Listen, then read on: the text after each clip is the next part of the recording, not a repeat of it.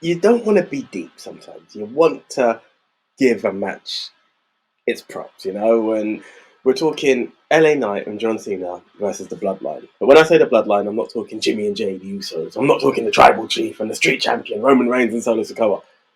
I'm talking a mismatch of Jimmy and Solo. Yes, they are both Rikishi's sons, and that could be their shtick.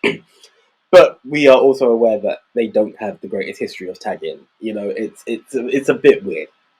Now, are we going to go down the swerve of they get screwed and this is what makes LA Knight want to get the upper hand one more time and John Cena's out for blood as well?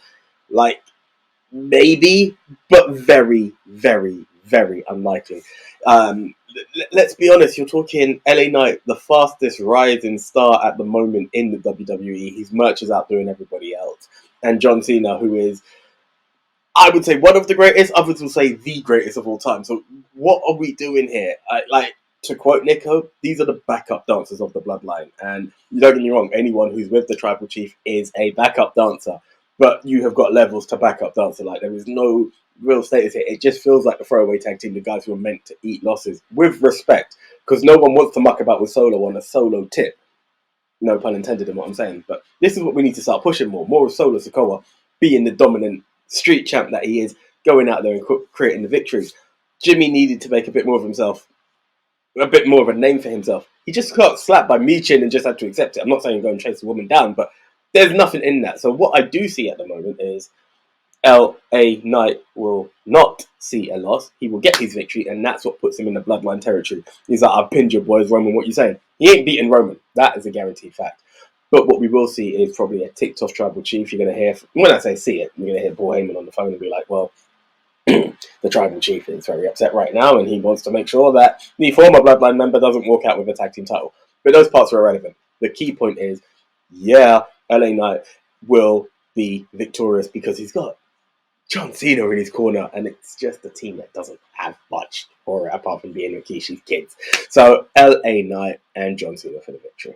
If you ever wanted to see evidence that the Roman match at WrestleMania should have ended with him dropping the title and the dissolution of the Bloodline, here you go.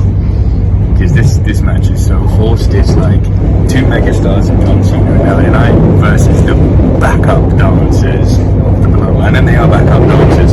People really thought Solo was going to be a big deal. They'd be pushing him at the moment to take on Roman at the Rumble, and the way that's looking, he's just the guy on the other side, which is LA Knight. The feel-good factor here is going to be too much. LA Knight and Cena are going to go over, and the backup dancers, the backup line, are going to lose. John Cena and LA Knight. That's right, I get a little break for y'all to say, yeah. Versus the Bloodline, that's Jimmy Uso and Solo Sikoa. With this one, I'm going to go with Cena and LA Knight because LA Knight's the hottest thing right now. Cena is Cena. And give a reason for Roman to come out of the shadows. He's been away for a while. I think he has been away for a while. He's not been the greatest thing right now. The story right now is Jimmy and Paul Heyman, and I like that story, but in a match format, just give it to LA Knight and let Solo be Solo. Hey, and whatever happens to the Bloodline, let it start building up a bit more because the Bloodline's kind of dying off right now. The story is slowly dragging on. It's dragging on. So, yeah. My pick for this match, I said it twice, going to say it a third time. John Cena and LA Knight. Yeah!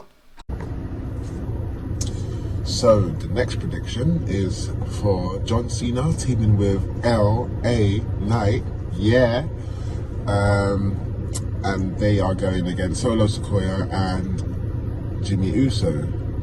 Now, this is going to be quite a fight. Does Roman Reigns get involved? Does he show up? Does Jey Uso get involved? So many people can get involved in this match. But when you put John Cena and you put LA Knight, a person who they are pushing now, when you put them on a rocket to the moon, you know, you don't derail it really. Most people that John Cena has teamed with have gone on to win. He went on to win with Shawn Michaels. He went on to win with Batista. Everyone who he's teamed with, who he was potentially meant to face, he's ended up winning. He's not going to face LA Knight, obviously, but it's just a pattern that anyone that teams with John Cena are more likely to win. In this one, Jimmy can afford the defeat. I don't think Solo will get pinned here. Even though if he does, he's actually that strong that he could actually afford it himself. But it wouldn't make any sense. Whereas Jimmy, where he's taken over and, you know, he seems to be running things like Roman Reigns sort of thing, so it would make more sense if he lost the match, because now he's got to answer to Roman Reigns, now he's got to answer to the Bloodline, he's got to answer to his brother, you know what I mean, Paul Heyman as well. So yeah, it's going to be that type of one where Jimmy takes the fall.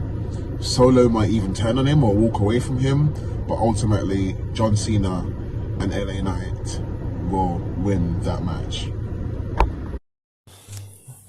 Okay, and what is sure to be the main event, John Cena and LA Knight take on the Bloodline of Solo, Sikoa, and Jimmy Uso. First things first, I would like to say I like the direction they're going with Jimmy.